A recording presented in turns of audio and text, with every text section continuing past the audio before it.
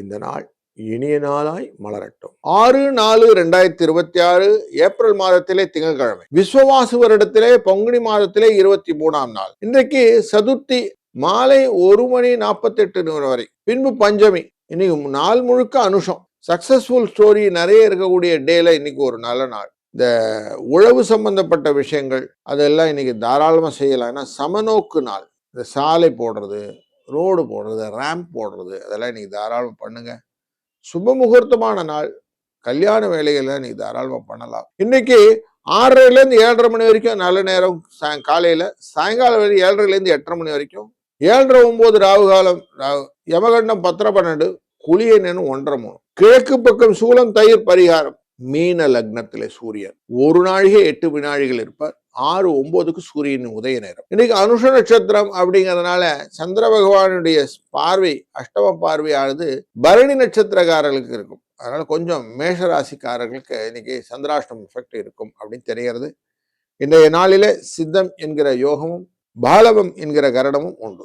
இந்த சித்தி யோகம் அப்படிங்கிறது கல்வி எல்லாம் பயிர்வது, புதுசா ஸ்கூல்ல சேர்க்கறது தான் இன்னைக்கு தாராளம் பண்ணலாம். விரதம் எல்லாம் எதனா இருக்கிறது தான் இன்னைக்கு தாராளம் விரதம் ஆரம்பிக்கலாம். யாகம் பண்ணலாம். புதுசா எதனா வேலையில செய்யணும், நான் அப்படி பண்றதுன்னா யோசிக்கிறேன் அப்படின்லாம் சொன்னீங்கன்னா இன்னைக்கு தாராளம் அதெல்லாம் ஆரம்பிங்க. நல்ல விஷயங்கள்லாம் நிறைய நடக்கும். பாலவம் அப்படிங்கிறதும் மங்களகரமான காரியங்களை செய்வதற்கான ஒரு நல்ல ஒரு கரணத்தை கொடுக்கறது. அதனால கரணம் அறிந்தால் நல்லதுண்டு அப்படின்னு சொல்லுவாங்க. இன்றைய நாள் ரொம்ப நல்ல நாள். அனுஷம் அப்படிங்கிறதும் யோசித்து செய்யக்கூடிய மகா பெரியவரின் நல்ல ஒரு நட்சத்திரம். அந்த நட்சத்திரத்துல இன்னைக்கு பல காரியங்கள் நல்லதை செய்யலாம். முக்கியமாக ஜுவல்ஸ் வாங்கியிருந்தீங்கன்னா போட்டு பார்க்கறது, புதுசா எதனா இடத்துல பொசிஷன் பண்ணிக்கிறது. நிறைய பேருக்கு இந்த புதுசா செல்ஃப் டிரைவ் பண்ணணும், கார் டிரைவிங் பண்றது கிளாஸ்ல சேரணும் அப்படிலாம் இருக்கும். அப்படிலாம் இன்னைக்கு பாரலாம். கன்னி ராசி நண்பர்களே, எதிர்பார்க்கும் அந்த காரியங்களெல்லாம் செய்ய போய் ஏமாற்றத்தை கொஞ்சம் ரிட்டர்ன் வாங்கிட்டு வரக்கூடிய சூழ்நிலை இருக்கு.